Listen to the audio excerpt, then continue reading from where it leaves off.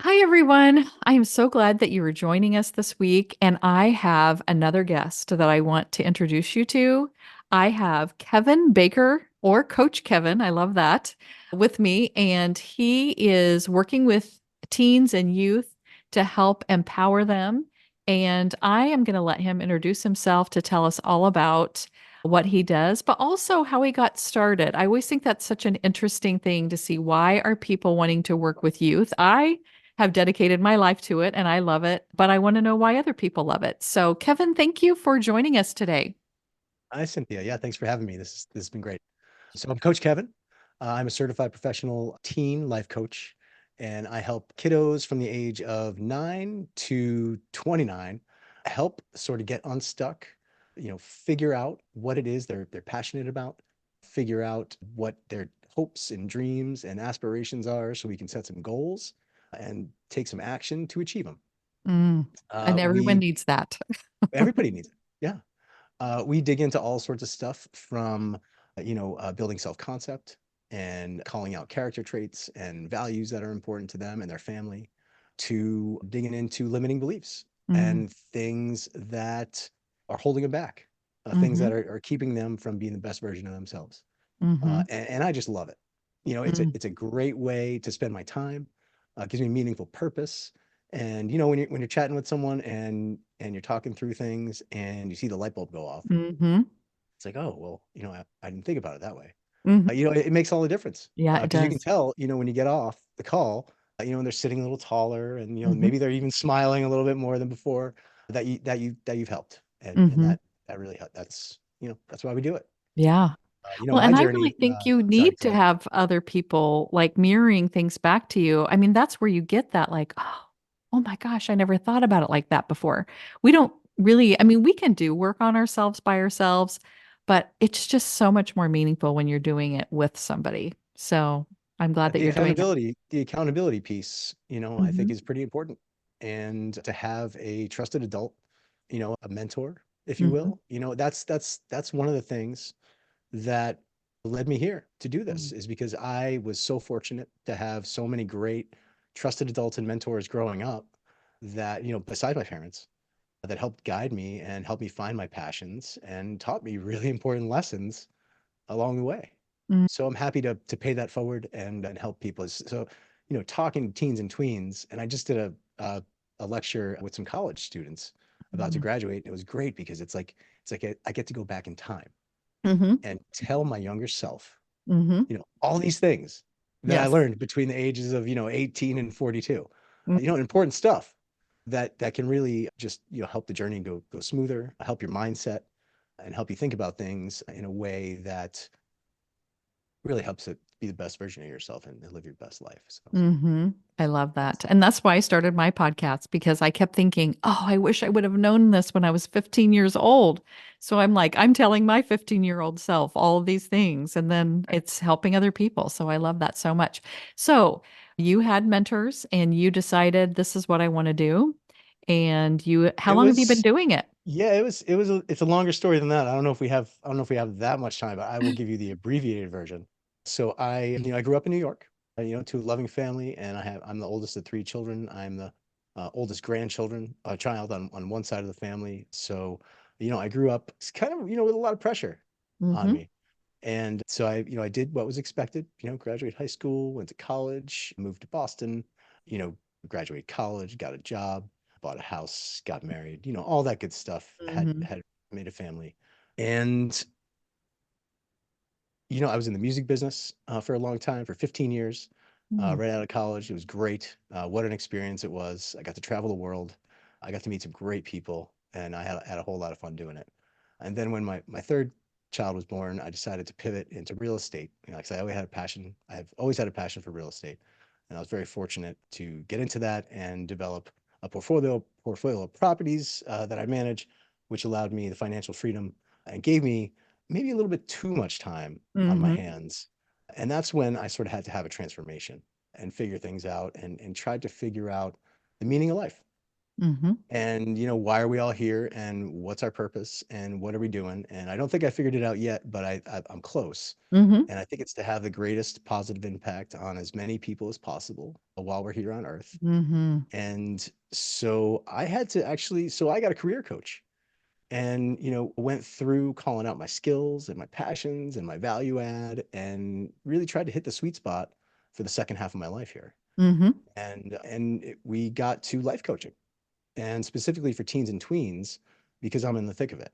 Mhm. And if I'm going to help people, how great would it be to help them when they're 10 years old to 20 years old, Mhm. as opposed to a 30-year-old or a 40-year-old? It just gives them that much more time to be happy in life and to Mhm. set themselves up for the best version of life possible. So Yeah. that's how I got here. And I've been doing it only for professionally for a little over a year now. Mm. But I have a 14-year-old and a 12-year-old and a 9-year-old. So I practice every day. Yes. You have lots of experience. Well, Yeah. I say that too. Like, I've only been having this business for 2 years, but Mm, I had 31 years of experience in mm, education where I worked with youth for 31 years. So this is my 33rd year of working with youth. And I had a hard time at first, like saying that I could do this as a life coach because it seemed different than doing it as a school counselor. And it's not different at all. And I just had to like, my brain had to absorb the idea that mm. this is all the same thing. It's just called something different. All different. Yeah. And yeah, and it's just like being a mentor or like all those things are really the same thing. They're just called different things or people understand them in a different way. So, Mm. what are you seeing as a parent or as a life coach as some of the biggest things that kids are dealing with right now? Well, the number one thing that we're seeing is the negative self-talk Mm, and the automatic negative thoughts. mhm, Whether it's I'm not good enough, mhm, or I'm not smart enough, or I'm not athletic enough, or whatever it may be. There are some kiddos that wake up in the morning, and as soon as they open their eyes, they have a thought that they're not going to make it, that they're not good enough. mhm, And when you have those types of thoughts and you think about them over and over, they they're easier to have, and they actually create these, the neural pathways, they get deeper, and it gets harder to get over those thoughts. mhm, So yeah, that's the number one thing, is mhm, the automatic negative self-talk and mhm, the negative thoughts. And we work really hard to, number one, identify those mhm. thoughts, because that's the key, Yep. is to be able to drown out the noise and figure out actually what's happening in the subconscious and what is that internal narrator saying to you that's impacting your emotions Yep. and impacting your behaviors and impacting your actions. Mhm, And so it's all about that thought that you're having. And so identifying those, and then we do the work to replace those negative thoughts, those limiting beliefs, with empowering ones, mhm, thoughts that can help you, thoughts that are constructive, and thoughts that eliminate any invisible barrier that you're faced with, so you can get unstuck and achieve what you want to achieve. Um, mhm, that's the biggest thing, is the automatic, the internal narrator that we all mhm. have. We all have it. I Yes. call it like a 5-year-old. It Yeah. sits on my shoulder and it tells me things like, you can't do that. Like, well, Mhm, why not? So we always have to ask ourselves, like, is that a fact? mhm, Is that thought you just had, is that a fact? And if it's not, well, you know let's change that. mhm. Let's change that. So you know what, you can do that. Yeah. And with practice, you can be really good at that. And actually, you might be one of the best. Mhm. And Yeah.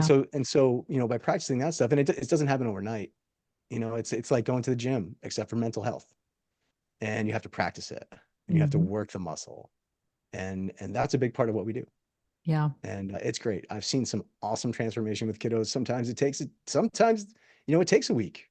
Mhm. And sometimes it takes 4 weeks, but we have a strategy and we have a plan and we write new stories for people. Mhm. We take the old story, we're aware of it, and then we change it into a new story. And then we believe it Mhm. and we manifest it. And then we set our goals and we go. I love it. That is so much like I don't want to say exactly, obviously, but it's very much what I do too, because Yeah. anxiety, all of us have anxiety about something, and much of it is these anxious thoughts that we're having that, oh, terrible things are going to happen and you're awful and you shouldn't go there and this is going to happen. And, and really, I've found, even for myself, when I first started doing this work on myself, I was pretty old before I realized, oh, I can not believe those things that my brain is telling me. And oh, I could change that. Like that was Mhm. life altering for me. Yeah. And I just thought, why didn't I know this before? I just really think I'm so glad that we're helping youth figure this out because we're not teaching this in school. Mm. We do have some social emotional stuff that goes on in school, and most states are mandating some sort of emotional regulation training of some kind. But I'm finding that it's, at least in the schools that I worked in, and I would guess that this is pretty general, the school wants to work so much on the subject areas and getting certain kind of scores on tests, and they just see that the emotional regulation isn't that important. But I know, and I'm sure you would also agree with this, that if kids could emotionally regulate themselves well, and we were doing this every day to teach this to do it, their grades would go up Mm. and their scores would go up and kids would be doing well in school. And for some reason, schools are not putting those two things together, but it's so important. Your emotional health, I think, is way more important than the learning because you can't even get to the learning if your emotional health is not there. Yeah, I mean, I think it's scientifically proven Mhm. that, folks with a higher emotional intelligence outperform everybody with a high IQ. Mhm. And, I just started the book, Emotional Intelligence 2.0. I'm very excited. I took the test. I didn't do very well, but I'm excited to read the book and then take the test again because I Mhm. think I'm going to do really well after. But yeah, the ability to be aware, being aware that any sensory input that we get, whether it's visual, audio, kinesthetic, however the information comes in, first it has to pass through the limbic system in our Mhm. brains, and that's the part that processes the emotions. Mhm. So we need to stop and pause and wait for that information to pass through that area of the brain so that it can get to the smart part where we Mhm. reason and we make decisions based on actual fact and not emotions. And, teaching kiddos that, I think that's a game changer. I think if they're able to Mhm. manage their emotions and also be socially aware Mhm. of other people's emotions Mhm. and understand how to interact based on those things, that's a recipe for success Yeah. where you can manage all of those things. And I think it's really important. And I know that the school system has their primary goal, and you're right, Mhm. of the state standard and the tests. Mhm. And but it is important because we have a generation of kiddos that were brought up differently, with Mhm. screens and swiping and clicking, and they have been impacted differently. Mhm. So we need to adjust how the system treats those kiddos to make them as successful as possible. Mhm. I think most of the limiting beliefs that have been, I guess, imprinted on us come from parents, Mhm. teachers, and preachers. Mhm. And that's probably up until the age of what, 8 or 9. You probably know better than I do Mhm. Mhm. how impactful all those things that happen in that time period and how it impacts our beliefs. Mhm. I remember, I grew up, I went to Catholic school Mhm. for the first part of my elementary. And I'll never forget the first limiting, maybe the second time I felt like I had a limiting belief implanted in me is when someone asked, what do you want to be when you grow up? Mhm. And I said, I want to be a professional baseball player. And they said, you'll never be good enough. And I was okay. Well, that Mhm. that carried with me like so long, like through a lot of life Yeah. actually, Yeah. and impacted. how I would go about, daily life. And the other part, the other negative impact was, when I was 8 and my parents got divorced.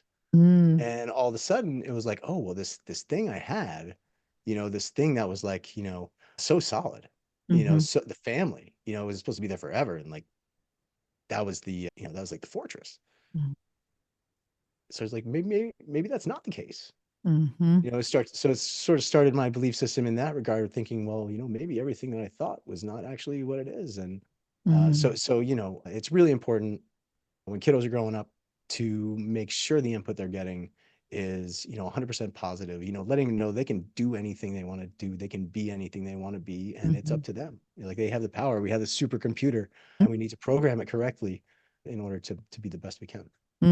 I love that. Well, that was going to be my next question is how can we help? Well, Mm, that's kind of answering that question of yeah. we just need to be as parents and even as teens for our friends, be positive about the things that they can do and the things that are going right with them. And to know that any feeling we have, even the ones that don't feel good, doesn't mean there's something wrong if we're having a feeling that doesn't feel good. We just need to see it as a message or a signal like, "Oh, what does this mean? What am I thinking?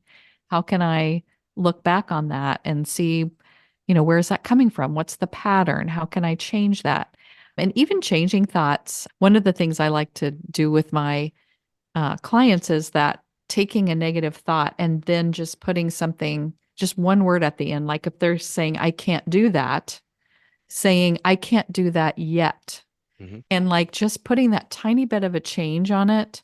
Because sometimes I used to tell kids, if you think I hate myself or everyone else hates me, and then you want to change it to something better, you're not going to change it to I'm the most popular person in the school because for one, you don't believe it and it's probably not Hmm. true either. Like you have Hmm. to think about how can I change my thought to something that feels better and I also believe that it could be true.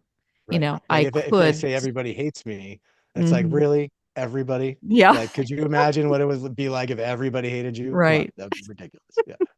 I know. Yeah. And I talked to him about the pity party. Yeah, we all have pity parties, but oh, my life's terrible and everybody hates me. And and then after you have the pity party, then think about what's really going on and you like really start looking at it. So you can do a lot of fun things with that kind of emotional stuff. And I can see parents can do that as well. And I've been watching so many TikTok videos about gentle parenting because Mhm. I have grandkids now. And when I'm with them, and I have two toddler grandchildren who have really big emotions and they get really upset about things that, Yeah.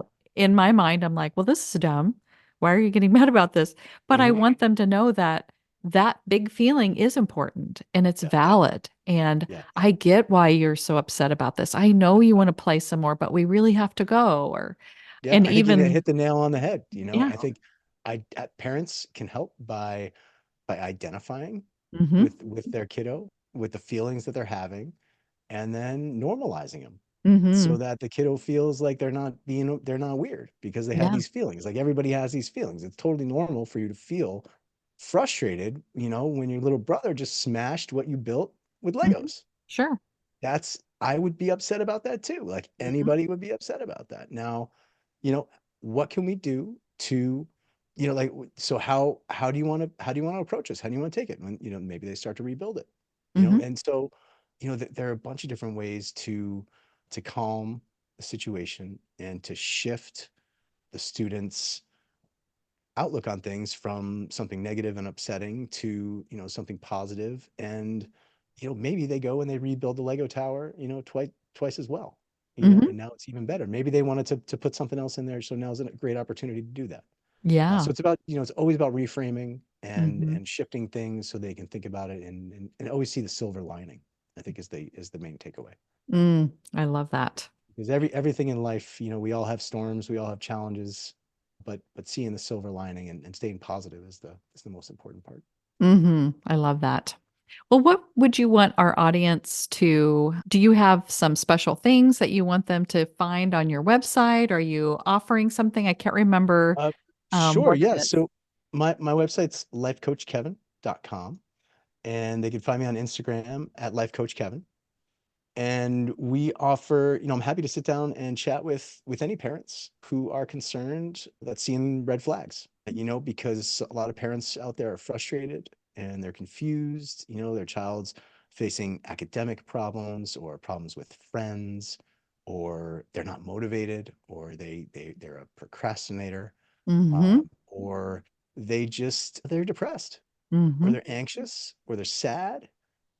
Um, and if you're a parent out there and you have a kiddo that you're seeing warning signs with, and you're a great parent, Mm-hmm. and you're being aware of that, and you're doing your job, and I would like to chat with you to see what kind of results you would like to get from your student. Mm-hmm. Do you want them to get better grades? Do you want to go from C's to B's, or do you want to go from B's to A's? Do you want them to make more friends? Do you want to try and make 3 more friends before the end of school Mm-hmm. so they can set some summer things up to hang out and play? Mm-hmm. Do you want them to, you know, get out of bed? Mm-hmm. You want them to clean that room? I have Let's some talk about, clients like that. let's talk about the results you want to see, and then we can put together a customized plan to get those results Mm-hmm. in a time frame that works. Now, And do you it's a do fulfilling process. one-to-one coaching, group coaching, both? How We do does that work? both. Yeah, we Okay. do both. So I have an 8-week program that has modules and some worksheets and some games that we play, and it's a one-on-one call every week. And then we have also a 12-week program with group calls. Mm. So we have about 20 or 30 kids in a group call once a week, and that's the most fun, Mm-hmm. because we all get to talk about what's going on in life, and the kiddos actually have the answers. Yeah. So, if David is faced with a problem over here, Mary actually has the answer for David. And it's Mm-hmm. great for me to moderate that and Yeah. see the magic happen between them, because it's awesome, and because everybody's learning. Like, we're all learning, Mm-hmm. and it's so much fun. And we all celebrate each other. And we get on the call the next week and we talk about all the great things that happened over the last 7 days. What have we accomplished and what are our successes? And it fuels us. It motivates us to do better for the next week too. So it's a lot of fun. Yeah. I love that. I want to add group coaching to mine. I haven't done that yet, but that's probably the next step for me too. And I picture it like that, like Mhm. everyone's just helping everyone else because any group coaching that I've been in, I've learned so much from the other people.